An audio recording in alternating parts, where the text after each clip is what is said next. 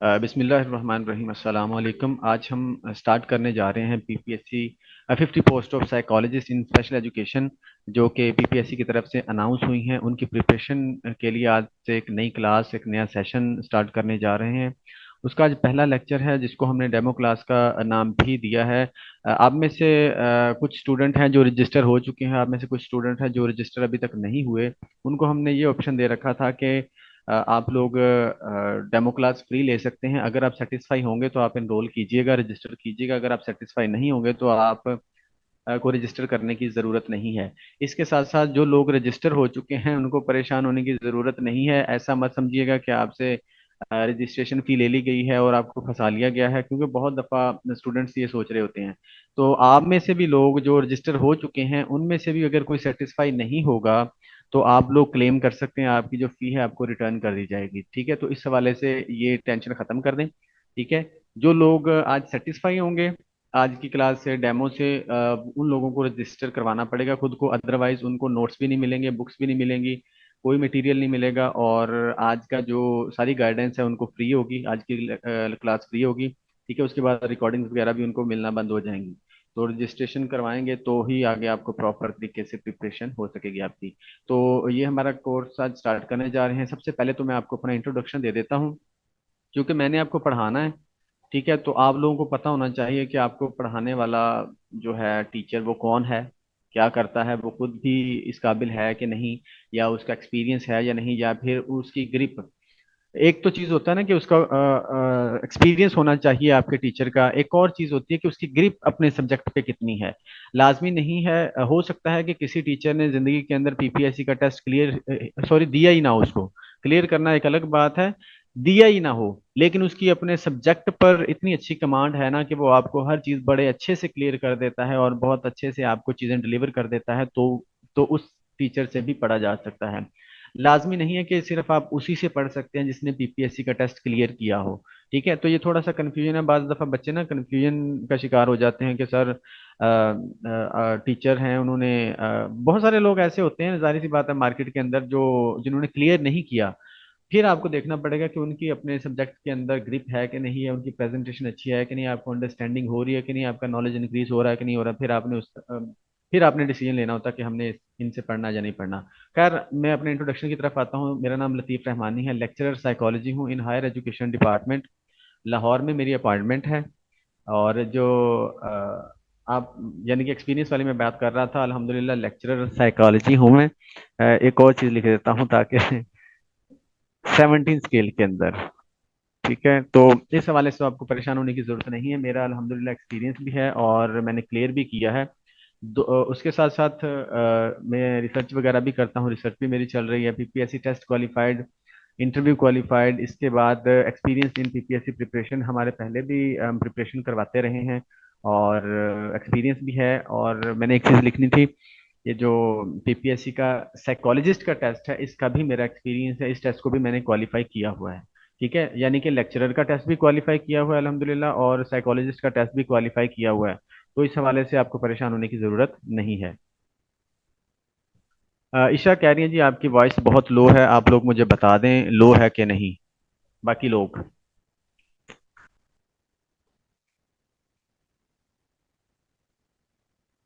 Okay.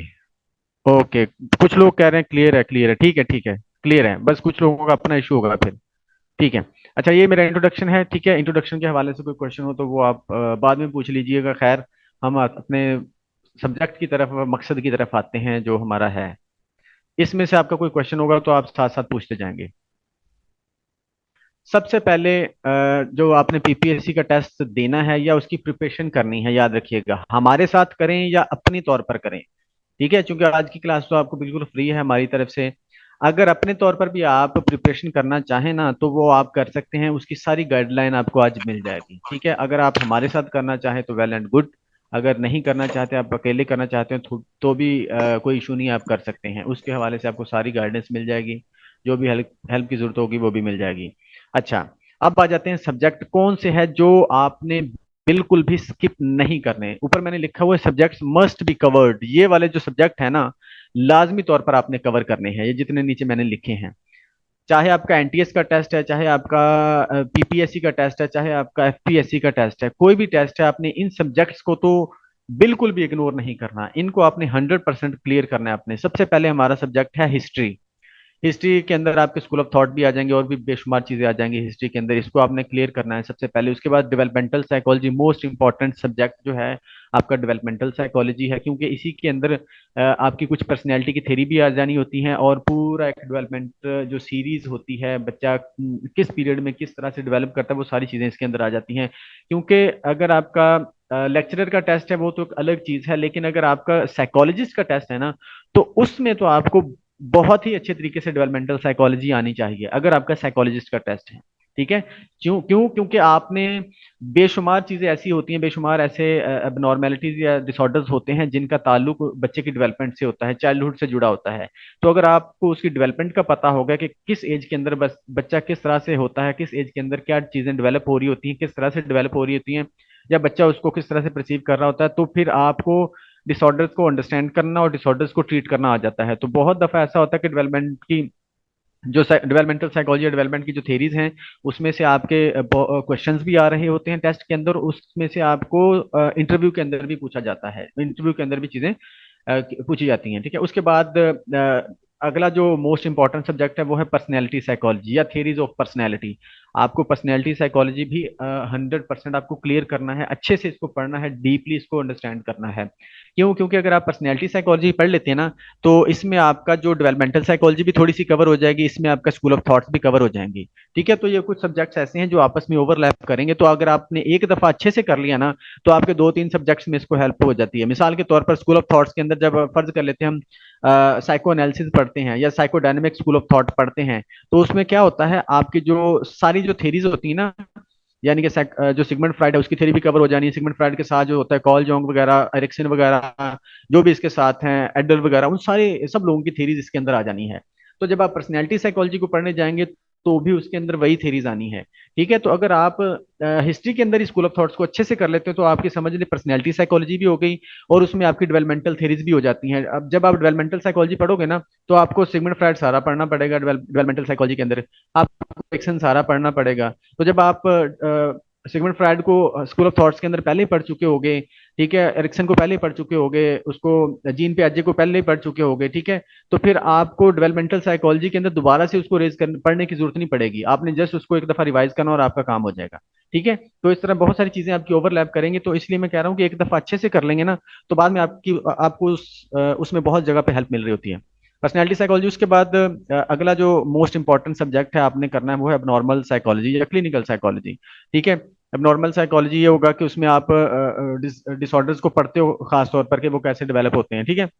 Disorders कौन कौन से होंगे क्लिनिकल साइकोलॉजी के अंदर, आप फिर आपको उसका फर्दर असेसमेंट वगैरह पे चले जाते हैं, डायग्नोसिस वगैरह पे चले जाते हैं, थेरेपीज वगैरह पे चले जाते हैं। तो ये दोनों आप इसको एक साथ ही कंसीडर कर लें और इनको आपने अच्छे से करना है, खास तौर पर जब आपका साइकोलॉजिस्ट का पेपर या क्लिनिकल साइकोलॉजिस्ट का पेपर हो, तो ये आपके सब्जेक्ट्स लाजमी तौर पर इसको आपने बहुत अच्छे से देखना है। उसके बाद साइकोलॉजिकल टेस्टिंग, ये भी चूंकि हमारा क्लिनिकल साइकोलॉजिस्ट का टेस्ट है, तो उसमें भी आपको साइकोलॉजिकल टेस्टिंग का भी पता होना चाहिए, आपको इस पे कमांड होनी चाहिए अच्छी खासी। उसके बाद है बायोलॉजिकल बेसिस ऑफ बिहेवियर, ये भी बहुत इंपॉर्टेंट सब्जेक्ट है आपका। इसमें से लाजमी क्वेश्चन आ रहे होते हैं दोनों के अंदर, साइकोलॉजिस्ट के पेपर के अंदर भी और लेक्चरर के पेपर के अंदर भी अच्छा खासा इसमें से पेपर आ रहा होता है, बायोलॉजिकल बेसिस ऑफ बिहेवियर, क्योंकि इसमें सारा ब्रेन, सारी आपका nervous system, central nervous system, peripheral nervous system, यानी कि ब्रेन आ गया, आपकी बॉडी, सारी इसके अंदर डिस्कशन हो रही होती है, कैसे आपका बिहेवियर डेवलप हो रहा होता है, इसमें देखा जाता है किस तरह से आपको डिसऑर्डर्स डेवलप हो रहे होते हैं आपकी पर्सनैलिटी के अंदर, ये सारा इसके अंदर डिस्कस हो रहा होता है। जब डैमेज होता है ब्रेन में या कोई ब्रेन के अंदर कुछ एबनॉर्मेलिटी हो जाती है, तो उसकी वजह से कौन कौन से डिजीजेस कॉज करती हैं, हमारे कौन से नए बिहेवियर डेवलप होते हैं, कौन से जो बिहेवियर हमारे नॉर्मल हैं वो एबनॉर्मल हो जाते हैं, ये सारी चीज बायोलॉजिकल बेसिस ऑफ बिहेवियर के अंदर डिस्कस होती है। ठीक है। तो जब आप इसको डेवलपमेंटल साइकोलॉजी को पढ़ते हो और बायोलॉजिकल बेसिस ऑफ बिहेवियर को पढ़ते हो, तो आपकी एक बहुत अच्छी बेस बन जाती है। जब आपकी बेस बन जाती है तो फिर पर्सनैलिटी साइकोलॉजी को अंडरस्टैंड करना, फिर उसको ट्रीट करना, डायग्नोज करना, साइकोलॉजिकल टेस्टिंग वगैरह, ये सारी आपको फिर बहुत आसान हो जाती है जब आप बायोलॉजिकल बेसिस ऑफ बिहेवियर और डेवलपमेंटल साइकोलॉजी को अच्छे से कर लेते हो ना। इन दोनों सब्जेक्ट्स को करोगे ना, तो आपका स्कूल ऑफ थॉट भी हो जाएगा, आपका पर्सनैलिटी साइकोलॉजी भी हो जाएगा। ठीक है। उसके बाद आपको आपका क्लिनिकल का पोर्शन होगा, नॉर्मल का पोर्शन होगा, उसको अंडरस्टैंड करना भी बहुत आसान हो जाता है। क्योंकि इसके अंदर बहुत, जब आप बायोलॉजिकल बेसिस ऑफ बिहेवियर को पढ़ोगे ना, तो इसमें से बहुत सारे डिसऑर्डर आप पढ़ जाते हो। तो वही डिसऑर्डर आपने नॉर्मल के अंदर पढ़ने होते हैं। तो ये चीजें एक दूसरे के ऊपर ओवरलैप कर रही होती हैं, तो एक दफा अच्छे से कर लोगे तो आसानी हो जाएगी आपकी बहुत सी किताबों में। अच्छा, उसके बाद आ जाते हैं लास्ट सब्जेक्ट हमारे पास, रिसर्च एंड स्टैटिस्टिक्स। ठीक है, रिसर्च एंड स्टैटिस्टिक्स ये भी मोस्ट इंपॉर्टेंट सब्जेक्ट है आपका, ये लेक्चरर के लिए भी और क्लिनिकल साइकोलॉजिस्ट के लिए भी। इसमें भी आपको बहुत सी चीज़ें पूछी जा रही होती हैं। एक अच्छा खासा पोर्शन पेपर का रिसर्च और स्टैटिस्टिक्स में से आ रहा होता है। अभी रिसेंटली जो पेपर हुआ है एनटीएस का, उसमें अच्छा खासा रिसर्च का जो आया हुआ था पोर्शन। तो ये भी बहुत इंपॉर्टेंट सब्जेक्ट है, इसको भी आपने अच्छे से देखना है। इसके साथ अगर मैं एक और सब्जेक्ट ऐड करना चाहूँ तो सोशल साइकोलॉजी। सोशल साइकोलॉजी इसको मैंने प्रायोरिटी में इसलिए नहीं रखा था कि इसमें से बहुत ज्यादा पेपर नहीं आता, लेकिन यह है कि इसको टच जरूर किया जाता है। इसमें से समटाइम हमारा जो पिछला साइकोलॉजी का बैच गुजरा है ना लेक्चरर का, उसमें सोशल साइकोलॉजी को अच्छा खासा कवर किया हुआ था। तो इस सोशल साइकोलॉजी को भी आप कंसीडर कर सकते हैं कि ये भी इंपॉर्टेंट सब्जेक्ट्स में से ही है। लेकिन ये जो ऊपर वाले सात है ना, सात ऊपर वाले, ये तो इतने इंपॉर्टेंट है क्योंकि इनमें से अगर ऊपर वाले सेवन सब्जेक्ट्स जो हैं इनमें से आप पूछे ना कि सर कितने क्वेश्चन आ जाएंगे इसमें से, तो मैं आपको इनमें से बोलूंगा जी 70% पेपर आपका इनमें से कवर होता है। 70% पेपर, और समटाइम 80% भी इसमें से कवर हो सकता है, ये सात जो सब्जेक्ट, सात बुक्स मैंने ऊपर लिख दी हैं। ठीक है, तो इससे आपको इस अंदाजा हो सकता है इनकी इंपॉर्टेंस का। जी जी बिल्कुल, ऐसा ही है। जो लास्ट पेपर आया था उसमें सोशल साइकोलॉजी ज्यादा आया हुआ था। लेकिन ये लाजमी नहीं कि हर एक में ही सोशल साइकोलॉजी हो, लेकिन आपको ये यानी कि इसमें ग्रिप होनी चाहिए। सोशल साइकोलॉजी को इग्नोर नहीं किया जा सकता, मैंने ये नहीं बोला इग्नोर, इसलिए मैंने इनके साथ ही लिख दिया इसको, ताकि तौकीर अहमद कह रहे हैं जी नेटवर्क का इशू हो रहा है, आप लोग मुझे बताइएगा जरा। मुझे आवाज फरजाना कह रही है मुझे नहीं आ रही। आवाज का बताएं जी, आवाज आ रही है आप लोगों को? इशू है? हाँ जी बताएं जी, no issue no issue. Clear है, सब लोग कह रहे हैं, मैक्सिमम लोग कह रहे हैं कि नो इशू, क्लियर है। इसका मतलब है मेरी तरफ से इशू नहीं है। ठीक है, तो आप लोग थोड़ा सा मुझे ना हिलाएं काइंडली, खुद थोड़ा सा इधर उधर हो लें। ज्यादातर लोग कह रहे हैं कि ठीक है। अगर एक बंदे को भी मेरी तरफ से क्लियर आवाज आ रही है ना, तो इसका मतलब है कि मेरी तरफ से इशू नहीं है। ये बात जहन में रखें आप लोग। एक बंदे को भी अगर मेरी आवाज क्लियर जा रही है ना, इसका मतलब मेरी तरफ से इशू नहीं है। अगर सब लोगों को क्लियर नहीं है, तो इसका मतलब फिर मेरी तरफ से नेटवर्क खराब है। तो ये आप लोग थोड़ा सा देख लें। ठीक है, यहां तक किसी का कोई क्वेश्चन है तो पूछ लें सब्जेक्ट्स में से, आप लोग माइक भी ऑन कर सकते हैं जल्दी से। सब्जेक्ट में से क्वेश्चन है कोई तो पूछ ले। ओके, ओके आगे बढ़ते हैं फिर। एक और चीज, अच्छा, एक और चीज इंपॉर्टेंट, ये वाली चीज मैंने एक नीचे सेंटेंस लिखा हुआ है, इसको पढ़ लें जरा। मैंने लिखा हुआ है जी, test can be opposite to expectations. आपने जो एक्सपेक्टेशंस लगा रखी होती है ना, उससे बिल्कुल ऑपोजिट आपका टेस्ट आ सकता है। जी जी, आपका जो एबनॉर्मल और क्लिनिकल है ना, इसके अंदर ही आपकी चूंकि हमने डिसऑर्डर की बात कर ली है, तो डिसऑर्डर आपके डीएसएम के अंदर ही आ जाएंगे, डीएसएम इसके अंदर ही आ जानी है आपकी। चले मैं लिख देता हूँ, ये डीएसएम इसके अंदर ही आनी है। अब नॉर्मल जब आप करने जाएंगे, क्लिनिकल करने जाएंगे, आपको जाहिर सी बात है डीएसएम तो करनी पड़ेगी ना, तो इसके अंदर ही आ जाएगी। चले एंड लिख देता हूं मैं, एंड डीएसएम, आपकी क्लैरिटी के लिए, अदरवाइज मैंने इसके अंदर ही कंसीडर कर लिया था इसको। अच्छा जी। अच्छा, अब यहाँ पर मैंने लिखा test can be opposite to expectations. ये बहुत इंपॉर्टेंट है, इसको जहन में रखेंगे तो आपको तैयारी करने में बड़ी आसानी हो जाती है। आपका टेस्ट है क्लिनिकल साइकोलॉजिस्ट का। आप एक्सपेक्ट ये करेंगे कि यार ये क्लिनिकल साइकोलॉजिस्ट का है, तो उन्होंने देखना है जनाब डेवलपमेंटल साइकोलॉजी होगी और एबनॉर्मल साइकोलॉजी होगी और साइकोलॉजिकल टेस्टिंग होगी, ये तीन सब्जेक्ट्स आप टिका के करके चले जाते हो। लेकिन टेस्ट ऑपोजिट आ जाता है, आपका स्कूल ऑफ थॉट में से आ जाता है, आपका पर्सनैलिटी साइकोलॉजी में से सारा टेस्ट आ गया, बायोलॉजिकल बेसिस में से आ गया, रिसर्च में से आ गया, सोशल साइकोलॉजी में से आ गया। आपके ये तीनों सब्जेक्ट्स उन्होंने कोई दो दो तीन तीन क्वेश्चन दिए हुए थे, बाकी जो सारे क्वेश्चन इन बाकी सब्जेक्ट में से दिए हुए थे। तो वो वाली चीज भी आपके साथ हो सकती है, याद रखिएगा। आपकी एक्सपेक्टेशन से बिल्कुल उलट पेपर भी आ सकता है। अब ये जो हमने पेपर दिया था ना, इसमें जैसे कि आपको बताया कि सोशल साइकोलॉजी को ज्यादा कवर किया गया था और एबनॉर्मल साइकोलॉजी को ज्यादा, इसमें एबनॉर्मल साइकोलॉजी भी अच्छी खासी थी।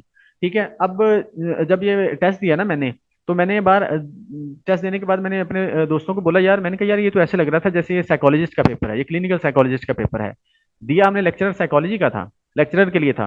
तो वो टेस्ट ऐसे लग रहा था कि यार जैसे ये अब नॉर्मल साइकोलॉजी का है, मुझे ज्यादा पोर्शन उसका यही लगा, या उसका जो मतलब कि एक पैटर्न था ना, वो लग रहा था कि जैसे यार ये क्लिनिकल साइकोलॉजिस्ट का टेस्ट है। लेकिन जब उसके बाद मैं गया हूँ क्लिनिकल साइकोलॉजिस्ट का टेस्ट देने, तो वो टेस्ट ऐसे लग रहा था कि ये लेक्चरर के लिए बना हुआ टेस्ट है। यानी कि उसमें एबनॉर्मल साइकोलॉजी थोड़ी सी थी, इतना ज्यादा उसको एबनॉर्मल साइकोलॉजी को फोकस नहीं किया गया था, डिसऑर्डर्स वगैरह को और क्लिनिकल की जो फील्ड है उसको इतना ज्यादा फोकस नहीं किया गया था। तो उससे मैंने ये आइडिया लगाया कि आपका जो टेस्ट है ना वो आपकी एक्सपेक्टेशन से उलट भी आ सकता है। ठीक है, जैसे अभी ये जो एनटीएस का रिसेंट टेस्ट गुजरा, इसमें से ज्यादा कह रहे थे कि एक तो बहुत ज्यादा कॉन्सेप्चुअल था, दूसरा रिसर्च में से अच्छा खासा कह रहे थे आया हुआ था। ठीक है, तो आपकी जो एक्सपेक्टेशन से उलट भी टेस्ट आ सकता है, इसलिए अच्छा ये बात बताने का मकसद क्या है, ये बात बताने का मकसद ये है कि आपने ओवरऑल प्रिपरेशन करनी है। किसी एक सब्जेक्ट को फोकस नहीं करना, अपने तमाम सब्जेक्ट्स को ही फोकस करना है। ये माइंडसेट आपने बना के रखना है, फिर उसी हिसाब से आपने आगे प्रिपरेशन करनी है। आगे बढ़ते हैं। अच्छा, ये एक और जो है हमारे पास एक छोटी सी परसेंटेज है, परसेंटेज डिवीजन है डिफरेंट सब्जेक्ट्स की। ये एक जनरल सा गेस है हमारे पास। ठीक है, तो आप इसको इससे आइडिया ले सकते हैं कि कितना ये जो बेसिकली एनटीएस की वेबसाइट से मैंने लिया है, एनटीएस की वेबसाइट पे ये दी गई है ये परसेंटेज। ठीक है, तो पीपीएससी में भी ऐसा हो सकता है, थोड़ी बहुत आगे पीछे हो सकती हैं चीजें, खासतौर पर सोशल साइकोलॉजी 10%, पर्सनैलिटी साइकोलॉजी को मैं दूंगा यहाँ पर 10 से 15%। ठीक है, 10 से 15% आपके पर्सनैलिटी साइकोलॉजी, और मेंटल हेल्थ और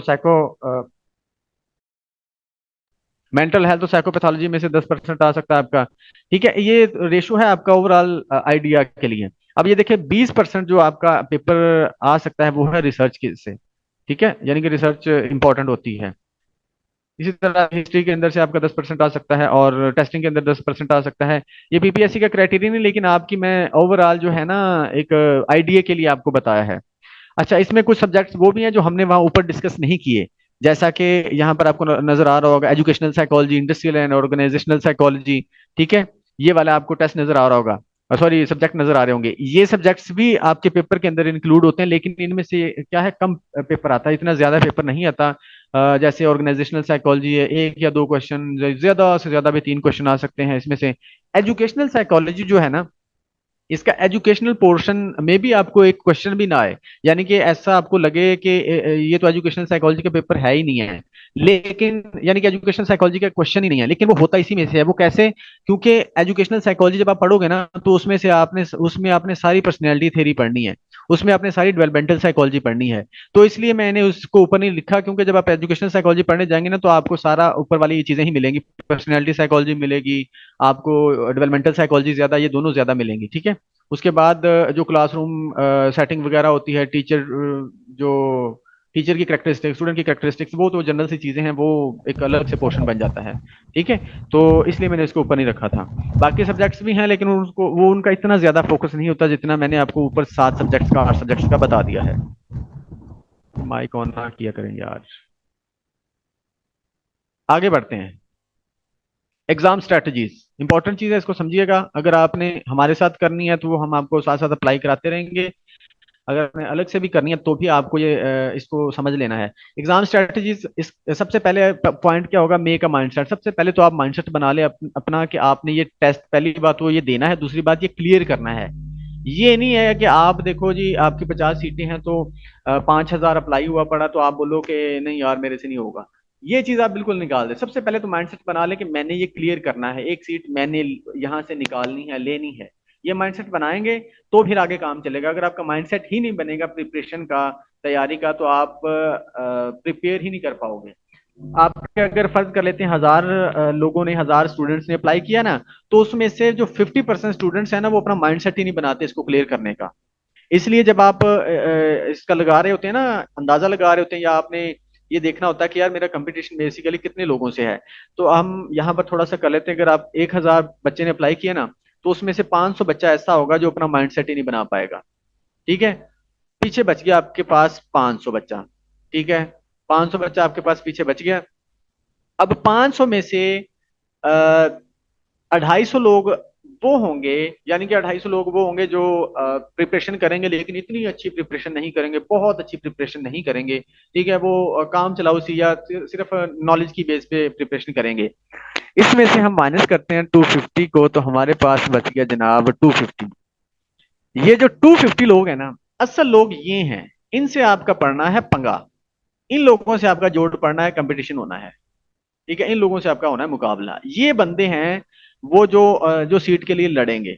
ठीक है, तो अगर 5,000 अप्लाई होता है ना, तो उससे घबराने की जरूरत नहीं है। उसमें से आधे तो आधो आधों को तो कंसीडर ही नहीं ना करें, क्योंकि बहुत सारे लोग अप्लाई कर देते हैं लेकिन वो उसकी प्रिपरेशन नहीं करते, या उस तरह से नहीं करते, या वो सीरियस ही नहीं लेते उसको। तो पीछे आपके बच बचा के आपका एक चौथा हिस्सा ही रह जाता है। ठीक है, 1/4 ही आपका रह जाता है, 1,000 में से आपका 250 रह जाएगा, जिससे आपका असल कंपटीशन होना है। इनके साथ आपने लड़ना होता है टेस्ट के अंदर। तो ये वो लोग होते हैं जो अपना माइंडसेट बना के मैदान में उतरते हैं कि यार छोड़ना नहीं है। आपको यानी 250 में होना है, याद रखिएगा। अगर आपने इसको क्लियर करना है और सीट निकालनी है, ये पहला टारगेट ही आपका इन 250 में आना है।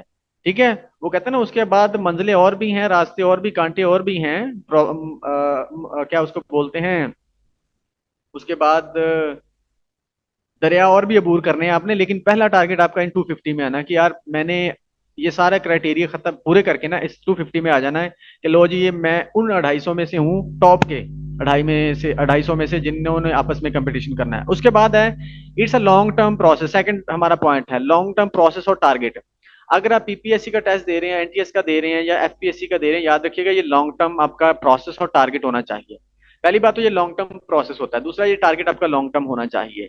अगर आप प्रिपरेशन करने बैठे हैं ना, तो ये नहीं होना चाहिए कि यार एक महीना जब रह जाएगा या जब सीटें अनाउंस होगी तो उस वक्त मैं तैयारी कर लूंगा। नहीं, ऐसा नहीं होगा। आपने आपने इसका कंटिन्यूसली एक एक एक दिन टारगेट बनाना है। जैसे आज हमने आपने क्लास में आपने शिरकत की है या आपने ज्वाइन किया ना क्लास को, आज ही टारगेट बना लें कि मैंने लॉन्ग टर्म प्रोसेस लेके चलना है और लॉन्ग टर्म मेरा टारगेट होना चाहिए।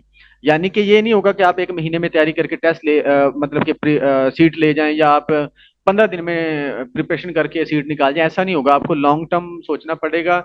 लॉन्ग टर्म इसकी प्रिपरेशन करनी पड़ेगी। मिनिमम आपको 6 मंथ का माइंडसेट बनाना है कि 6 मंथ मंथ मैंने कंटिन्यूसली इसको देने हैं अपनी फील्ड को। अच्छा, फर्ज कर लेते हैं कि आप बोलेंगे सर हमारा तो इसमें नहीं होगा, इस ये जो हमारा साइकोलॉजी का आया हुआ है।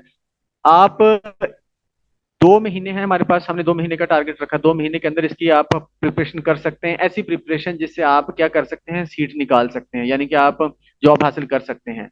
अगर आप दिन रात एक कर दें तो इसमें मुश्किल नहीं है, या ये नहीं कि आप कर नहीं सकते, आप कर सकते हैं। ठीक है, हो सकता है। दूसरी बात यह कि अगर फर्ज कर लेते हैं आपका इस टेस्ट के अंदर नहीं होता या आप ये जॉब नहीं ले पाते, तो उसके बाद भी टेस्ट आने हैं, उसके बाद भी सीटें आनी हैं। तो इसलिए अगर एक दफा आप कर रह गए ना, तो कंटिन्यूअसली आपने करते रहने हैं प्रिपरेशन। आपने कंटिन्यूअसली आगे बढ़ते रहना, याद रखिएगा। ठीक है, ये नहीं है कि आप आपकी एक दफा आपने टेस्ट दिया तो आपकी जॉब नहीं हो सकी तो आपने गिव अप कर दिया और छोड़ दी किताबें। नहीं नहीं नहीं नहीं, आप ये समझ लें कि मैंने टेस्ट को टारगेट करना है। हाँ, इन 2 महीनों में मेरा हो जाता है, आप दिन रात एक कर दें, इन 2 महीनों में मेरा हो जाता है तो वेल एंड गुड, बहुत जबरदस्त हो जाएगा। लेकिन अगर नहीं हो सकेगा तो मेरा टारगेट फिर अगला टेस्ट होगा, वहां नहीं हुआ फिर उससे अगला टेस्ट होगा, फिर उससे अगला टेस्ट होगा। ठीक है, तो ये चीज होनी चाहिए आपके माइंड में, फिर जाके आपका कहीं होता है। मेरा भी पहला पीपीएससी का टेस्ट नहीं हुआ था क्लियर। ठीक है, यानी कि मेरा मेरिट नहीं बना था, इंटरव्यू नहीं हो सका था, क्लियर मैंने कर लिया था। लेकिन मैंने उसको वहां पर छोड़ा नहीं, मैंने कहा यार ये अगले टेस्ट को मैंने टारगेट करना है, और अगले में मेरा हो गया था। ठीक है, तो ये लॉन्ग टर्म प्रोसेस है, लॉन्ग टर्म टारगेट आपने बना के चलना है अगर आप सीट निकालना चाहते हैं। 3 चांसेस होते हैं एक सीट के लिए, पीपीएससी के 3 चांस। ठीक है, अच्छा ये चांस कैसे होते हैं ये मैं बताता हूँ आपको, जरा ये मुझे क्लियर करने दें। हाँ जी, आपका 70 to 80% इन्हीं 8 सब्जेक्ट्स में से आएगा। ये क्लियर है, याद रखिएगा। ये जो मैंने ऊपर बता दी ना, 70 to 80% आपका इन्हीं सब्जेक्ट्स में से आना। अगर इनको आप फिंगर टिप्स पे ले आते हैं तो आप, अगर आपने 80 मार्क्स ले लिए ना आपके 100 में से, तो आपकी सिलेक्शन पक्की है, याद रखिएगा। 80 मार्क्स आपके होने चाहिए अगर आप सीट निकालना चाहते हैं। 80 को टारगेट करना है, वैसे तो 100 को भी टारगेट किया जा सकता है, 100 में से 100 भी आप ले सकते हैं, लेकिन आपने 80 से नीचे नहीं जाना, क्योंकि पीपीएससी में नेगेटिव मार्किंग भी होती है। इसलिए हम ऊपर वाले जो 20 है वो हम मार्जिन छोड़ देते हैं। ठीक है, तो आपने 80 को टारगेट करना, याद रखिएगा। 80 अगर आपके आगे ना, आपकी सिलेक्शन पक्की है। अच्छा, उसके बाद थर्ड पॉइंट है हमारे पास, कंसिस्टेंसी इज की टू सक्सेस। सबसे इंपॉर्टेंट, सबसे इंपॉर्टेंट। आप अगर, मैंने हमारी तो प्रिपरेशन की फीस है 1,000 रुपए। अगर आप 20,000 वाली क्लास भी ज्वाइन करेंगे ना, तो ये चीज आप में अगर नहीं है ना, तो आप कभी भी क्लियर नहीं कर सकते, आप कभी भी जॉब हासिल नहीं कर सकते। ये कौन सी चीज है, कंसिस्टेंसी। आपको डेली बेसिस पे काम करना है, आपको रेगुलरली काम करना है। अगर आपने सीट हासिल करनी है, आपने जॉब हासिल करनी है, ये याद रखें। आप अलग से करें या आप किसी क्लास में ज्वाइन करके करें, हमारे साथ करें, आपको कंसिस्टेंट होना पड़ेगा। अगर कंसिस्टेंसी नहीं है तो आपको जॉब नहीं मिलेगी, आप चाहे 50,000 रुपये मंथली फीस दे लें, मैं आपको क्लियरली बता रहा हूँ। ठीक है, डेली बेसिस पे आपने काम करना है। और पता क्या है, आपके हमारी ना कंसिस्टेंट नहीं रह पाते, हमारी ये आदत है, हमारी ये नेचर है, इंसान की नेचर है, वो कंसिस्टेंट नहीं रह पाता। तो आपको खुद को पकड़ना होता है, आपको खुद को रोकना होता है, आपको खुद को डांटना होता है, दोबारा रास्ते पे लेके आना होता है। जब आप थोड़ा सा डोलने लगते हैं ना, थोड़ा सा आप रास्ते से हटने लगते हैं, आप थोड़े से सुस्त पड़ने लगते हैं, आपको दोबारा से फिर उठना पड़ता है, सोचना पड़ता है कि यार अगर ये नहीं करूंगा तो उसके बाद मेरे पास क्या है। ठीक है, अगर मैं ये अपॉर्चुनिटी मिस कर दूंगा तो उसके बाद मेरे पास क्या होगा। ठीक है, तो अगर आप ये सोचेंगे तो आपको ये चीज कंसिस्टेंट रखती है। तो अगर आप कंसिस्टेंट रह गए ना, तो समझ लें आप इन 250 में आ गए। कंसिस्टेंट, ये इन 250 में, इन 250 में से आप 100 लोगों को निकाल दें, 100 को नहीं, 50 को निकालें, जो 250 में तो आ गए लेकिन वो कंसिस्टेंट नहीं रहे, तो पीछे रह गए 200 लोग। आपने अगर कंसिस्टेंसी बरकरार रखी तो आप टॉप के लोगों में आ जाते हो, यानी कि आप इंटरव्यू का मेरिट बना जाते हो। अब जैसे कि फर्ज कर लेते 50 सीटें हैं ना, 50 सीटें हैं तो 50, एक सीट के लिए कितने लोगों को कॉल करते हैं वो। एक और आपका कॉन्सेप्ट क्लियर कर दूं कि आपने 50 में नहीं आना, एक सीट के लिए उन्होंने कॉल करना है कितने लोगों को, 4 लोगों को। 4 को भी करते हैं वो, 5 को भी कर सकते हैं, ये उनकी मर्जी है, लेकिन हम 4 लोग लगाते हैं। ठीक है, अगर 50 लोग हैं तो इसको अगर हम मल्टीप्लाई करें 4 के साथ तो कितना बनेगा।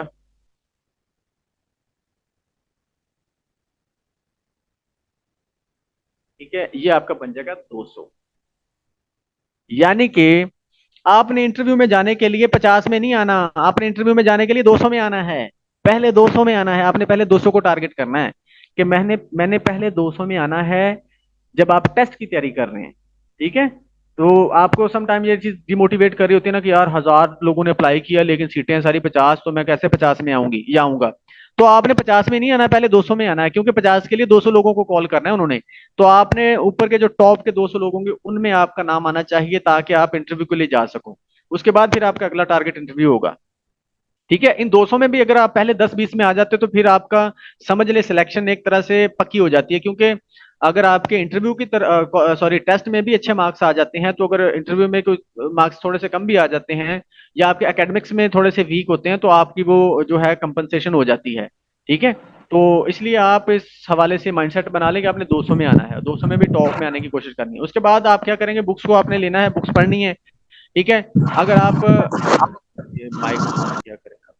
अच्छा, बुक्स लेनी है आपने, बुक्स मैं आपको बता दूंगा नीचे कौन कौन सी बुक्स आप पढ़ सकते हैं। ठीक है, एक चीज याद रखनी है, आपने शॉर्टकट नहीं मारना। ये जो प्रिपरेशन है ना साइकोलॉजी की, खास तौर पर पीपीएससी की, क्योंकि ये आपको 17 ग्रेड की जॉब मिल रही होती है, तो ये ऐसे नहीं मिल जाएगी। आपने शॉर्टकट नहीं मारना, ये नहीं होगा कि आप मार्केट से एक एमसीक्यूज की बुक लें और उसी को रट्टा लगाना शुरू कर दें। वो आपने लेनी है, कोई इशू नहीं, आप ले लें, लेकिन वो आपने लेनी है लास्ट के एक 10-15 दिन के लिए, या आपने उसको सिर्फ उस पर सिर्फ प्रैक्टिस करनी है। मिसाल के तौर पर आपने लर्निंग वाला एक चैप्टर पढ़ लिया, आप उसमें से लर्निंग वाला जाके टॉपिक खोलें, उसके एमसीक्यूज खोलें, उसकी उसकी प्रैक्टिस करें, लेकिन पढ़ना आपने बुक से ही है। याद रखिएगा, अगर आप डीपली अंडरस्टैंड करना चाहते हैं चीजों को और इंटरव्यू की भी प्रिपरेशन करना चाहते हैं, आपने फर्ज कर लेते हैं आपने उस एमसीक्यूज वाली बुक से प्रिपरेशन कर ली है, पहली बात तो कि आपका टेस्ट क्लियर नहीं होगा। अगर फर्ज कर लेते हो भी गया तो आप फिर इंटरव्यू में रह जाएंगे। क्यों? क्योंकि आपके पास ग्रिप नहीं है, नॉलेज नहीं है, आपने डीपली नहीं पढ़ा हुआ। और डीपली आप उसी वक्त चीजों को अंडरस्टैंड करते हो जब आप बुक से पढ़ते हो, एक सीरीज के अंदर, एक सीक्वेंस के अंदर टॉपिक को पढ़ रहे हैं ना, तो बहुत सारी चीजें क्लियर हो रही होती हैं आपको। तो नोट्स बनाने हैं अपने, उसके बाद बुक्स के बाद अपने अपने नोट्स बनाने हैं। ठीक है, साथ साथ पढ़ते जाना है और जो जो चीजें होंगी उनको कोशिश करनी है कि नोट्स बनाते जाएं। जो आपके नोट्स होंगे ना, वो किसी भी चीज का जो है आप कह सकते हैं कंपैरिजन नहीं कर सकते उसके साथ, किसी भी चीज का मुकाबला नहीं हो सकता, चाहे कोई बुक का है चाहे कोई बहुत अच्छे नोट्स हैं। अपने नोट्स बनाएंगे तो वो आपके, चूंकि आपके हाथ से लिखे होते हैं, आपके हाथ में से गुजरे होते हैं, तो वो उसकी अहमियत ही कुछ और होती है। उसके ये चीजें हैं कि जब आप एक चीज, एक लाइन लिख रहे होते हैं ना, तो उस एक लाइन की वजह से वो एक लाइन तो आपको याद रहती रहती है, उसके साथ बहुत सारी बेशुमार चीजें जुड़ी होती हैं। ठीक है, तो जब आप उसको बने हुए नोट्स को आप पढ़ रहे होते हैं ना, तो वो बहुत सी जो चीजें उसके साथ एसोसिएटेड होती हैं वो भी आपके माइंड में आ जाती हैं। ठीक है, रिकॉल कर लेता है आपका माइंड। तो इसलिए नोट्स बनाएं, जरूर बनाएं। उसके बाद टेस्ट। टेस्ट ये है कि एक तो ये कि आप अगर हमारे साथ चलते हैं ना, तो आपके वीकली इंशाल्लाह 2 टेस्ट हुआ करेंगे। ठीक है, वीक में 2 टेस्ट हुआ करेंगे, हमारी कोशिश है। तो टेस्ट भी आपने मिस नहीं करना। ठीक है, टेस्ट भी दें, बार बार टेस्ट दें, बार बार टेस्ट देंगे तो आपके जो मिस्टेक्स हैं वो भी दूर होती जाएंगी और आपकी प्रैक्टिस भी होती जाएगी। उसके बाद डिस्कशंस के अंदर लाजमी पार्टिसिपेट करेंगे। अगर आपको कोई क्वेश्चन माइंड में आ रहा है तो उसको लाजमी पूछे, उसको लाजमी डिस्कस करें। अगर आप हमारे साथ होंगे तो यहाँ पर डिस्कशन होती रहेगी, अगर आप अलग से भी कर रहे हैं तो लाजमी किसी के साथ डिस्कस जरूर करें जहां पर आपको इशू आ रहा है। ठीक है, ये स्ट्रेटजीज हैं, इनको आपने अच्छे से ध्यान में रखना, माइंडसेट बनाना है, लॉन्ग टर्म प्रोसेस समझ के चलना है, कंसिस्टेंसी होनी चाहिए, बुक से पढ़ना है, नोट्स और टेस्ट वगैरह आपने देने हैं, डिस्कशन वगैरह करनी है, बुक्स लाजमी आपने बुक से पढ़ना है। ठीक है, ये नहीं कि आप वो एमसीक्यूज की बुक लें और उससे पढ़ना शुरू कर दें, उसको सिर्फ प्रैक्टिस के लिए रखना है। आगे आ जाते हैं। एक चीज होती है टेस्ट को क्लियर करना। यहां तक कोई क्वेश्चन है तो पूछें जल्दी से।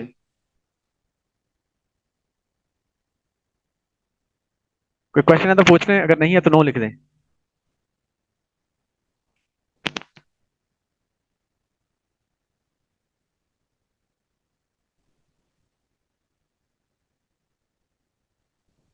ओके ओके ओके, गुड, हो गया, आगे बढ़ते हैं। How you can be on merit. अच्छा, एक चीज होती है टेस्ट को क्लियर करना, इंटरव्यू को क्लियर करना, ये चीज तो ठीक है। हमने क्या करना है, हमने मेरिट पे आना है, हमारा गोल मेरिट का होना चाहिए, हमारा गोल ही मेरिट होना चाहिए कि मैंने मेरिट पे आना, मैंने टेस्ट पास नहीं करना।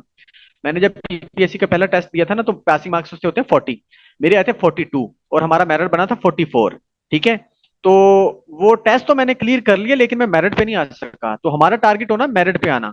अगर आपने टेस्ट क्लियर कर लिया, पास कर लिया ना, आपका चांस जाया नहीं होगा। जैसे मेरे अब 42 आ गए थे तो मैंने क्लियर कर लिया था, पास हो गया था, मेरा चांस वो जाया नहीं हुआ था, लेकिन मैं मेरिट पे नहीं आ सका इंटरव्यू के लिए। तो आपका पास करना आपका मकसद नहीं होना चाहिए, आपका मकसद होना चाहिए मेरिट पे आना है मैंने। जब आपने इंटरव्यू का मेरिट आपने बना लिया, आपका आपका इंटरव्यू में नाम आ गया, उसके बाद आपने मेरिट बनाना है सिलेक्शन के लिए। तो आपने इंटरव्यू के जो पासिंग मार्क्स होते हैं ना, वो होते हैं 50। ठीक है, तो आप 50 ले लोगे, पास तो हो जाओगे। अच्छा, इंटरव्यू में पास हो गए लेकिन आपकी सिलेक्शन नहीं हो सकी, इसका ये फायदा आपको ये होगा कि आपका चांस जाया नहीं होगा। आपने इंटरव्यू फेल हो गया, आपने टेस्ट क्लियर कर लिया, आपका मेरिट भी बन गया, लेकिन इंटरव्यू में आपके 50 से कम मार्क्स आए, तो आप फेल हो गए इंटरव्यू के अंदर और आपका एक चांस जाया हो गया। सिलेक्शन तो आपकी जाहिर सी बात है नहीं होगी, लेकिन आपका चांस भी जाया हो गया। तो ये चीज इसका ये होता है, तो आपने पास नहीं करना, आपने मेरिट पे आना है। ठीक है, उसके बाद आ जाते हैं, ये दो चीजें हैं मेरिट पे आने के लिए, एक चीज तो होगी नॉलेज और दूसरी चीज होगी कॉन्सेप्ट और डीप अंडरस्टैंडिंग, ये दोनों चीजें मिलके प्लस होती हैं। ठीक है, दोनों चीजें मिलके काम करेंगी। जी जी, हम बुक्स, मैं बुक्स आपको प्रोवाइड करूंगा, सारी चीजें आपको प्रोवाइड की जाएंगी, बेफिक्र रहें, नोट्स भी आपको दिए जाएंगे, बुक्स भी दी जाएंगी और ये रिकॉर्डेड लेक्चर भी दिए जाएंगे, बेफिक्र हो जाएं। अच्छा, उसके बाद नॉलेज जो है ना, ये आपने गेन करना है, एक तो चीज ये है, दूसरा कॉन्सेप्ट और डीप अंडरस्टैंडिंग। अच्छा, ऊपर मैंने आपको एक चीज बताई थी कि ये जो 500 लोग होते हैं ना, 500 तो वैसे निकल गए जो सीरियस नहीं है। ठीक है, ये जो वैसे निकल गए, पीछे बचे थे हमारे पास 500 लोग।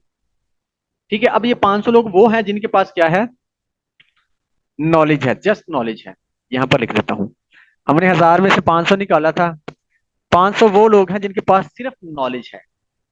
ठीक है, और हमारे हमने फाइनल जो लोग निकाले थे वो निकाले थे 200। 200 लोग वो हैं जनाब जिनके पास नॉलेज एंड कॉन्सेप्ट। ये वो लोग हैं जिनके साथ आपका आपकी टक्कर होनी है, और यही वो लोग हैं जिन्होंने सीट निकाल, यानी कि जिन्होंने जॉब हासिल करनी होती है, जिनका नाम लिस्ट, फाइनल लिस्ट के अंदर आता है। आपके पास सिर्फ नॉलेज नहीं होना चाहिए, आपके साथ आपके पास कॉन्सेप्ट और डीप अंडरस्टैंडिंग होनी चाहिए। अगर आपने टॉप के लोगों में आना है, पहले 50 लोगों में अगर आपने आना है, वो उसी बेस पे मुमकिन है जब आपके पास नॉलेज के साथ साथ कॉन्सेप्ट होगा। नॉलेज क्या होता है, जस्ट किसी चीज की इंफॉर्मेशन होना, who gave the operant conditioning, ये आपके पास नॉलेज है। फैक्ट्स एंड फिगर्स का पता होना, ठीक है, कौन सी चीज क्या है, कहाँ है, ये पता होना, ये आपके पास नॉलेज है। Who gave operant conditioning, this is called knowledge. लेकिन इसका कॉन्सेप्ट क्या होता है, concept is a mental representation of an idea, category, class of object, events or phenomena. किसी फिनोमेना का आपकी जो मेंटल रिप्रेजेंटेशन या मेंटल अंडरस्टैंडिंग होती है ना, वो उसका कॉन्सेप्ट होता है। ठीक है, मिसाल के तौर पर how to use operant conditioning, अब आपको ऑपरेंट कंडीशनिंग तो पता है कि किसने दी है, लेकिन अगर आपको ये पता है ना, उसकी डेफिनेशन को आपने समझ लिया, अंडरस्टैंड कर लिया, उसके बाद आपको ये पता चल गया how to use operant conditioning, आप यूज उसी वक्त कर सकोगे जब आपको उसका कॉन्सेप्ट पता है, उसकी डीप अंडरस्टैंडिंग है। तो अगर आपको इस क्वेश्चन का आंसर आता है ना, how to use operant conditioning, या फिर आप ये कह सकते हैं where to use operant conditioning, अगर आपको इसका आंसर आता है ना कि yes I know where to use and how to use, तो फिर इसका मतलब आपका कॉन्सेप्ट क्लियर है। अगर आपको मैं कोई सिचुएशन दूं तो मैं आपको बोलूं कि इसको ऑपरेंट कंडीशनिंग के अकॉर्डिंग डील करो, तो अगर आपको वो क्वेश्चन का आंसर आ जाता है तो इसका मतलब आपके पास कॉन्सेप्ट है। ठीक है। आपने नॉलेज और कॉन्सेप्ट में फर्क जान के तो फिर आगे बढ़ना है, इसको समझ के फिर आगे बढ़ना है। आपके पास सिर्फ नॉलेज नहीं होना चाहिए, आपके पास कॉन्सेप्ट और डीप अंडरस्टैंडिंग होनी चाहिए, अगर आपने पीपीएससी को टारगेट करना है। अब तो एनटीएस भी इसी तरह का पेपर देता है, लेकिन अगर पीपीएससी को टारगेट करना है, पीपीएससी के बाद अगर आपने इंटरव्यू को टारगेट करना है कि मैंने यार इंटरव्यू भी क्लियर करना है, मेरिट पे आना है, तो फिर आपके पास नॉलेज के साथ साथ डीप अंडरस्टैंडिंग और कॉन्सेप्ट होने चाहिए, अदरवाइज आप टॉप के लोगों में नहीं आ सकते। ये बात आपने जहन में रखनी है। ठीक है, ये आप इस फॉर्मूले से आप मेरिट पे आ सकते हैं, अगर आपने नॉलेज के साथ साथ कॉन्सेप्ट और डीप अंडरस्टैंडिंग को भी टारगेट किया है। आगे बढ़ते हैं, पेपर पैटर्न की तरफ आ जाते हैं। पेपर पैटर्न क्या होगा पीपीएससी का, ये आपको पता होगा, लेकिन रिवाइज कर लेते हैं। 80% आपका सब्जेक्ट होता है पीपीएससी जब आप पेपर लेता है, 20% आपका जीके होता है, और ये एमसीक्यूज टाइप होंगे, और एक ही पेपर होगा आपका। ठीक है, एमसीक्यूज होंगे, उसमें आपके पास चार ऑप्शंस होते हैं। ठीक है, और क्वेश्चन होता है और आपने उनमें से एक को लगाना होता है। ठीक है, ये उसका पैटर्न होता है। उसके बाद इसमें नेगेटिव मार्किंग होती है। पीपीएससी की एक जो बात है ना, जो गलत बात है, वो है नेगेटिव मार्किंग, जो आपको नुकसान पहुंचाती है। नेगेटिव मार्किंग इसके अंदर होती है एक क्वेश्चन का, सॉरी यहाँ पर जो है, इसको मैं बाद में बताता हूँ इसका क्या मतलब था। यहाँ पर एक अगर आपने आंसर गलत किया है ना, इस लाइन को देखना आपने, अगर आपने एक आंसर गलत लगा दिया है तो आपके जो मार्क्स कटेंगे ना, वो है ऐसे 0.25, ये मार्क्स कटते हैं। ठीक है, अगर आपने एक आंसर गलत लगाया है तो आपका जो मार्क्स कटेंगे ना, यानी कि ये उन मार्क्स में से कटेंगे जो आप ऑलरेडी गेन कर चुके हो, जो आप हासिल कर चुके हो, उनमें से आपका 0.25 चला जाएगा। अगर आपने एक क्वेश्चन गलत किया है ना, एक क्वेश्चन का एक मार्क होता है ना, आप समझते हैं कि मैंने एक क्वेश्चन गलत कर दिया तो आपका एक मार्क कट गया, ऐसा नहीं है। जब आपने एक क्वेश्चन गलत किया तो आपका 1.25 मार्क्स कटने हैं, याद रखें। 1.2 मार्क्स कटने हैं जब आपने एक क्वेश्चन गलत करना है। ठीक है, यानी कि एक क्वेश्चन तो एक एक नंबर तो एक मार्क तो वो गया ना, जो आपने क्वेश्चन गलत कर दिया, उसके साथ 0.25 और कट जाने हैं, वो उन मार्क्स में से जो आपने गेन कर लिए हैं।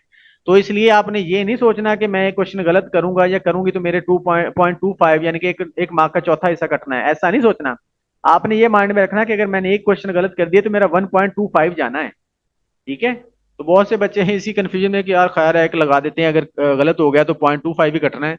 वो 0.25 नहीं होता, वो 1.25 होता है। एक तो वो जो आपने गलत कर दिया, एक ऊपर से वो जिनमें जो आपने पहले से गेन किए उनमें से कट जाना है। तो अगर आप चार जो आंसर हैं वो गलत लगाते हैं ना, तो आप फिर एक मार्क कट जाता है। यानी कि जब आपने चार क्वेश्चंस गलत किए हैं तो इसका मतलब आपके चार नहीं 5 नंबर कटने हैं। ठीक है, तो ये नेगेटिव मार्किंग इसका इस तरह से होता है पैटर्न। 0.25 एक नंबर का कटता है एक क्वेश्चन का गलत आंसर करने से। उसके बाद आते हैं जी कोर्स ड्यूरेशन। हमारी जो कोर्स की ड्यूरेशन होगी, यहां तो कोई क्वेश्चन है किसी का पेपर पैटर्न में? अच्छा, उसके बाद हमारे पास है कोर्स ड्यूरेशन। कोर्स ड्यूरेशन के अंदर हमारा जो ये लेके चलेंगे हम सेशन, वो 2 मंथ है हमारा है टारगेट। वैसे जो पीपीएससी के पेपर होता है ना, वो 1.5 महीने के अंदर अंदर हो जाता है। यानी कि 1.5 महीने, हो सकता है कि आपका 1 महीने 10 दिन के बाद पेपर हो जाए, या एक दिन 15 दिन के बाद, यानी कि 1.5 महीने के बाद। लेकिन अगर ये पेपर लेट होने पे आए तो ये 6 6 महीने भी लेट हो जाता है। लेकिन इसलिए हमने दरमियाना से एक टाइम पीरियड रखा है 2 मंथ का। 2 महीने हम टारगेट करेंगे, 2 महीने के अंदर इंशाल्लाह हम इसको कंप्लीट जो आपका सिलेबस है उसको रिवाइज करने की कोशिश करेंगे, जो ऊपर वाला हमारे पास सब्जेक्ट्स हैं।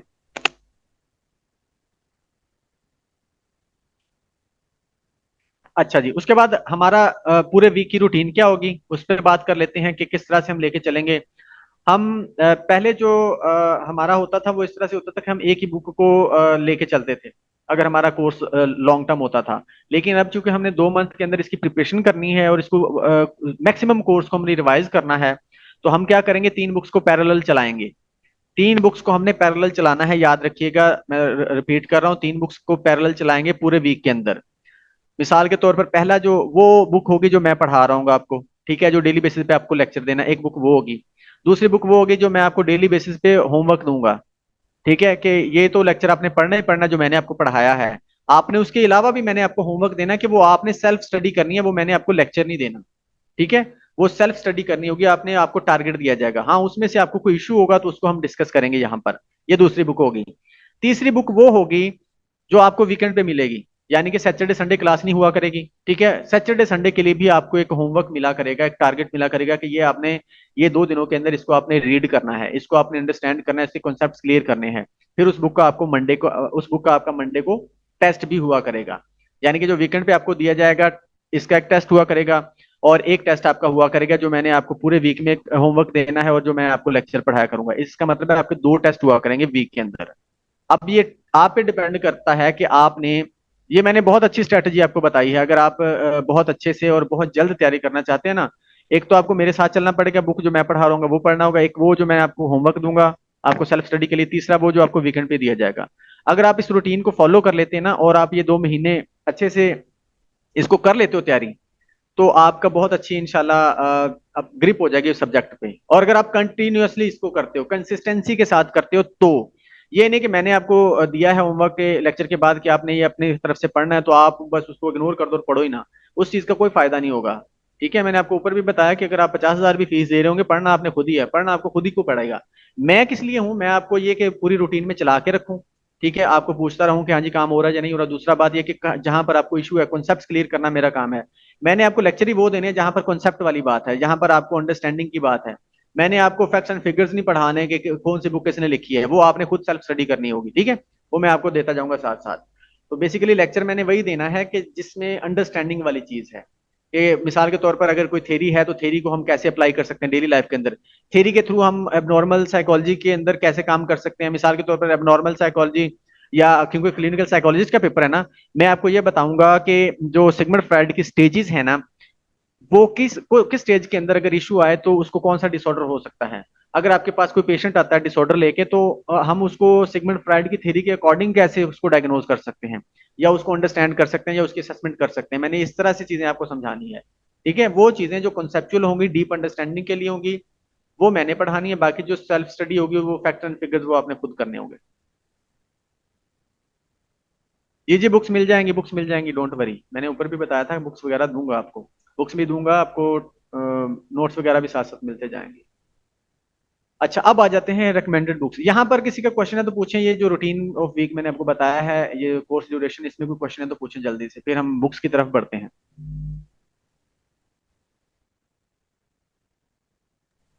ये जो मैं लेक्चर दूंगा, जैसे कि मैंने आपको बताया कि किस तरह से आप इसको डायग्नोज कर सकते हो, ये मतलब कॉन्सेप्चुअल चीजें। फिर उसके बाद जो थेरीज हैं, पर्सनैलिटी की मिसाल के तौर पर थेरीज हैं। अब उन पर्सनैलिटी थेरी को एक्चुअल में किस तरह से अंडरस्टैंड करना है, या एक्चुअल उनका मीनिंग क्या है, ये हम डिस्कस करेंगे।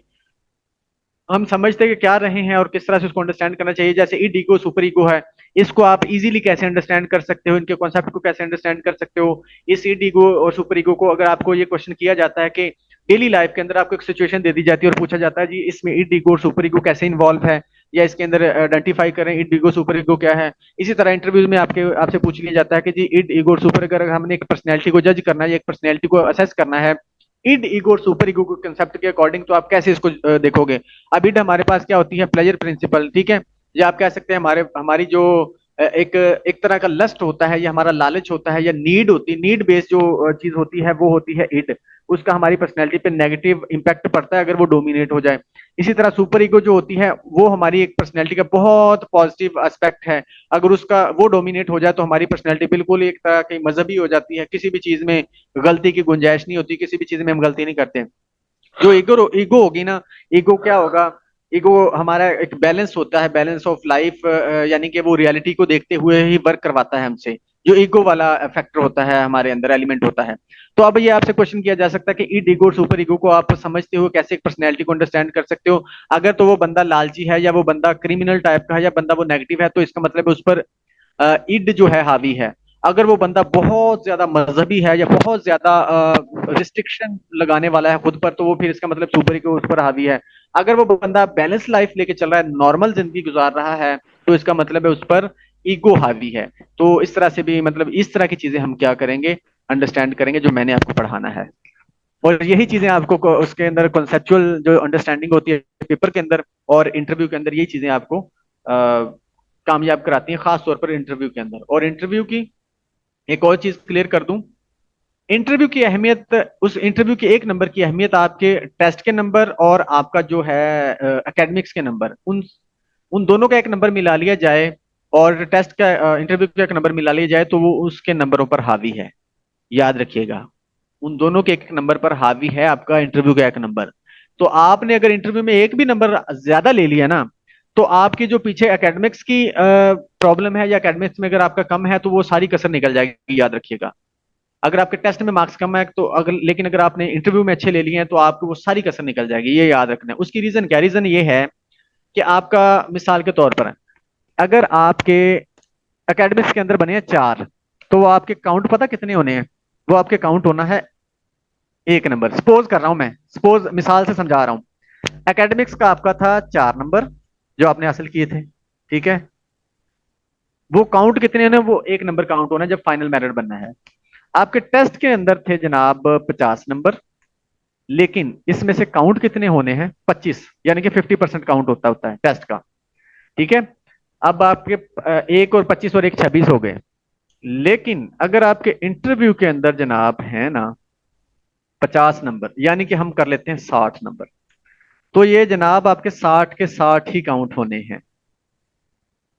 ये आपके 60 के 60 ही काउंट होने हैं, इसमें से एक भी नंबर नहीं कटना। एक भी नंबर नहीं कटना। इसलिए मैं कहता हूं कि इंटरव्यू का एक नंबर बाकी तमाम नंबरों पे भारी है।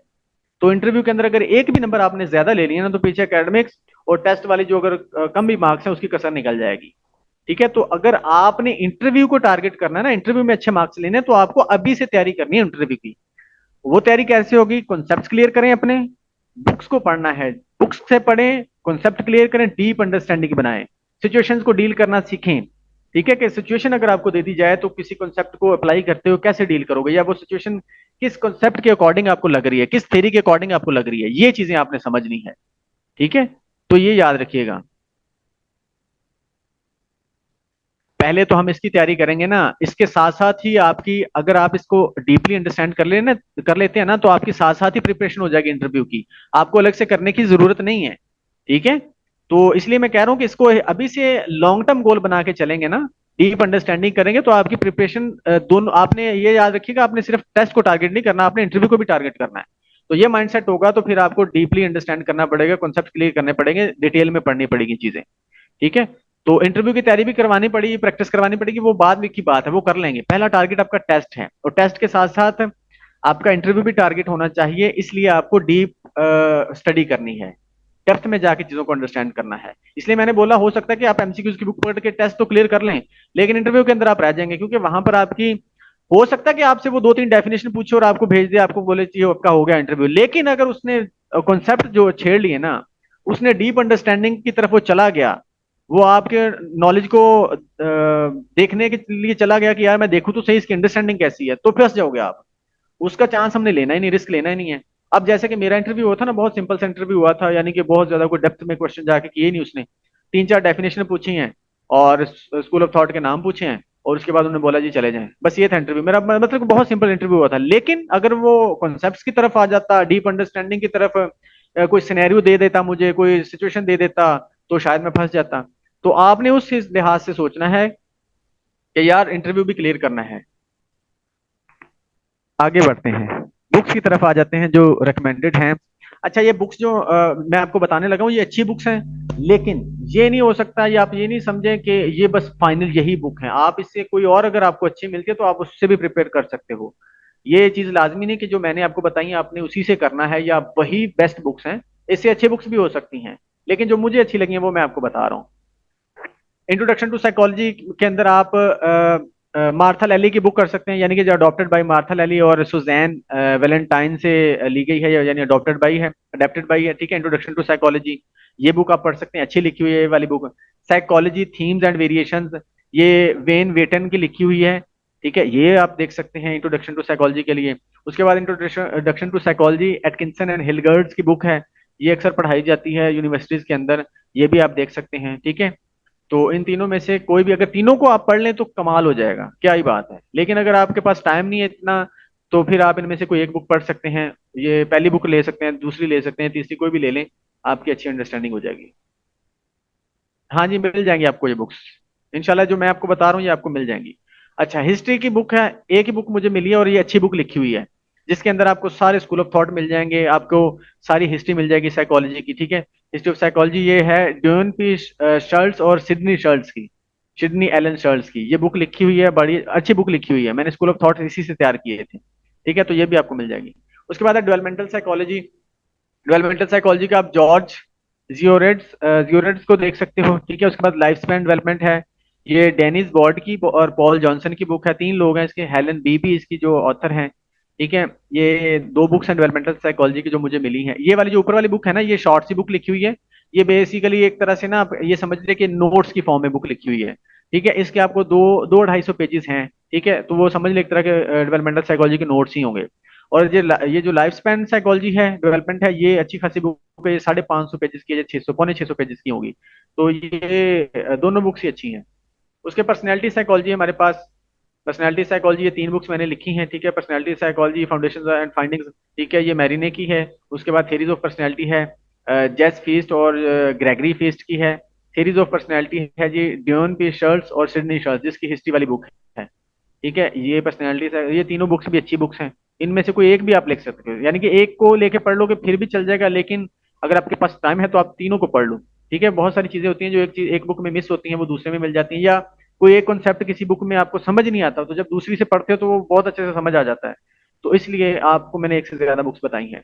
अब नॉर्मल साइकोलॉजी के अंदर आप रोनाल्ड कॉमर की बुक है, ठीक है, इसको देख लें, ये भी ठीक अच्छी बुक है। अब नॉर्मल साइकोलॉजी की एलेक्स ब्रिडले और ली डब्ल्यू डेफिन की बुक है, इसको भी देख सकते हैं, ये भी ठीक बुक है, अच्छी बुक है। उसके बाद DSM-5 मेड इजी, ये जेम्स मॉरिसन ने लिखी है बुक ये वाली। ये बेसिकली उसने ना DSM-5 को थोड़ा सा आसान करके लिखा हुआ है, थोड़ा सा शॉर्ट करके लिखा हुआ है, तो ये भी बुक आपको मिल जाएगी। उसके बाद है system of psychopathology, system of psychopath sorry system of psychotherapy, ये इसके अंदर, ये बुक्स के अंदर आपको थेरेपीज मिल जाएंगी, तमाम थेरेपीज जो हैं, जो थेरीज हैं उनको एसोसिएट करके थेरेपीज दी गई बड़े अच्छे तरीके से, तो ये थेरेपीज वाली बुक है। उसके बाद आ जाते हैं बायोलॉजिकल बेसिस ऑफ बिहेवियर, इसके अंदर बुक है हमारे पास फाउंडेशंस ऑफ बिहेवियरल न्यूरोसाइंस। ये बुक मैंने एक पढ़ी थी नील और कार्लसन की, ये अच्छी, मुझे अच्छी लगी बुक, इसको आप देख सकते हो। इसके अलावा भी बहुत सारी बुक्स हैं इसकी, मुझे ये सही लगी थी और मेरे पास अवेलेबल भी है, तो इसलिए मैंने इसको लिखा है। उसके बाद है research, research method and statistics, a critical thinking approach by Sheri L Jackson, ये भी अच्छी बुक लिखी हुई है। ठीक है, अगर आप इसी अकेले इसी बुक को पढ़ लेते हो ना, तो आपकी रिसर्च की प्रॉब्लम सारी दूर हो जाएगी। ठीक है, आप सीख भी जाओगे और आपके कॉन्सेप्ट्स भी क्लियर हो जाएंगे। बड़ी अच्छी बुक लिखी है और बहुत लंबी चौड़ी भी नहीं है ये, और आसान भी लिखी हुई है। उसके बाद रिसर्च मेथड इन साइकोलॉजी शौकनेसी की है, ये थोड़ी डिटेल में लिखी हुई है, लेकिन ये भी अच्छी बुक है, अक्सर लोग ये रिकमेंड कर देते हैं। मैंने एक इंटरव्यू लिया था, लेक्चरर साइकोलॉजी है वो भी, दोस्त ही है मेरे, उन्होंने भी ये शौकनेसी की बुक ही सजेस्ट की थी, कहते मैंने इसी से प्रिपरेशन की थी। तो आप शौकनेसी की बुक भी देख सकते हैं। जी जी, इन्हीं बुक्स में से इंशाल्लाह हम लेक्चर्स देंगे, इन्हीं बुक्स में से चीजें प्रिपेयर की होंगी। उसके बाद research in psychology methods and design, ये जेम्स गॉडविन की बुक है। ठीक है, ये रिसर्च की भी तीन बुक्स हैं, इनमें से आप कोई भी ले सकते हो, पहली बुक अच्छी लिखी हुई है और आसान भी लिखी हुई है। एक दो बुक्स हैं इंडियन ऑथर्स की भी हैं, वो भी बड़ी आसान लिखी हुई है, लेकिन अगर ये मुझे बेहतर लगी है उनसे ना, तो वो भी लिखी जा सकती। बुक्स वाला हमारा पोर्शन भी हो गया। यहाँ तो कोई क्वेश्चन है किसी का, तो अब आप लोग माइक ऑन कर सकते हैं, हम क्वेश्चन करेंगे, क्योंकि हमारा जो लेक्चर है वो एंड हो चुका है। डिटेल जो मैंने बतानी थी आपको सारी बता दी है। कोई क्वेश्चन है तो आप लोग पूछें, अब आप लोगों की बारी है, माइक ऑन कर सकते हैं आप लोग। ये जितने भी मैंने बुक्स बताई है ना, ये ऑलमोस्ट सारी मेरे पास अवेलेबल है, आपको मिल जाएंगी। ठीक है,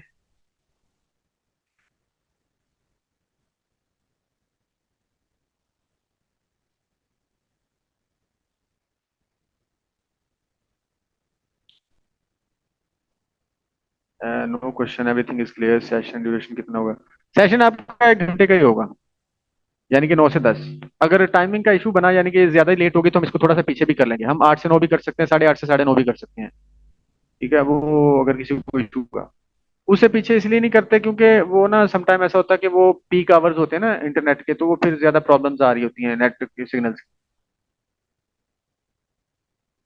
हाँ जी, कोई क्वेश्चन है तो पूछें जनाब, मैं आप लोगों का वेट कर रहा हूँ।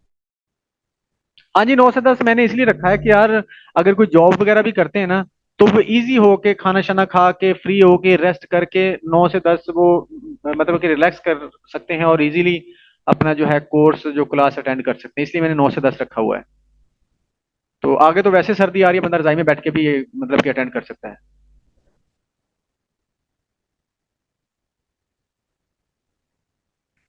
हाँ जी, ये 2 मंथ का ही, ये चूंकि हमने ना क्लिनिकल साइकोलॉजिस्ट के टेस्ट को हमने टारगेट करना है, तो ये 2 मंथ का ही होगा। क्योंकि इसमें हमने बहुत ज्यादा डिटेल में नहीं जाना इस कोर्स के अंदर। ठीक है, हमने चीजों को बस रिवाइज करते जाना और आगे बढ़ते जाना है। ठीक है, बहुत ज्यादा लेंथ में नहीं जाएंगे, बहुत ज्यादा डिटेल में नहीं जाएंगे। वो मेजर चीजें, वो मेजर कॉन्सेप्ट जिनके बगैर गुजारा नहीं है, वो हम सारी रिवाइज करेंगे। ठीक है। हाँ, अगर ये वाला जो कोर्स है वैसे ये चलता रहेगा। इसके बाद अगर ये सीटें ना आती तो मैंने ना स्कूल ऑफ थॉट्स कराने थे बड़ी डिटेल में।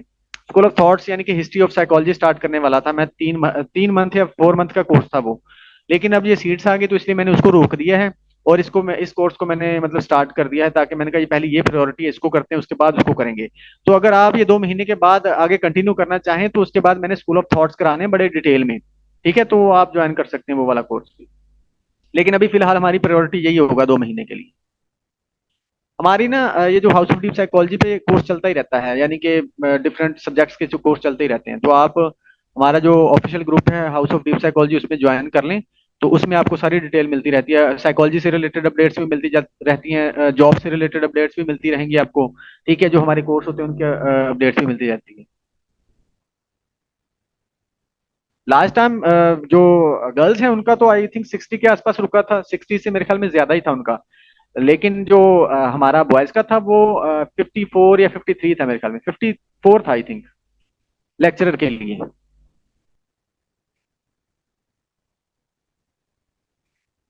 हाँ जी, हाँ जी, एक और चीज इंपॉर्टेंट क्वेश्चन है ये, किन्होंने किया, आमना नजीब, इन्होंने बोला है क्या क्लिनिकल साइकोलॉजिस्ट प्रिपरेशन लेक्चरर वाले टेस्ट के लिए हेल्पफुल होगा?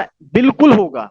बिल्कुल होगा, याद रखिएगा। आपने ये नहीं सोचना कि आपने पीपीएससी क्लिनिकल साइकोलॉजी के लिए टेस्ट प्रिपरेशन की है तो आपका ये एनटीएस में नहीं हो सकता, आपका ये एफपीएससी में नहीं हो सकता, आपका ये लेक्चरर के लिए नहीं करा मत भाई, ये आपका, मैंने आपको बोला है कि ये वाला जो टेस्ट है ना, ये हर जगह पे एप्लीकेबल होगा। ये जो प्रिपरेशन आप कर रहे हैं, ये प्रिपरेशन आपकी एनटीएस में भी काम आएगी, आपकी पीपीएससी क्लिनिकल साइकोलॉजिस्ट में भी काम आएगी, पीपीएससी लेक्चरर में भी काम आएगी, एफपीएससी में भी काम आएगी। ठीक है, इसलिए मैं कहता हूं कि एक दफा अच्छे से प्रिपरेशन कर लो। एक दफा अच्छे से प्रिपरेशन कर लो, फिर वो आपको हर जगह पे उसको यूज कर सकते हो।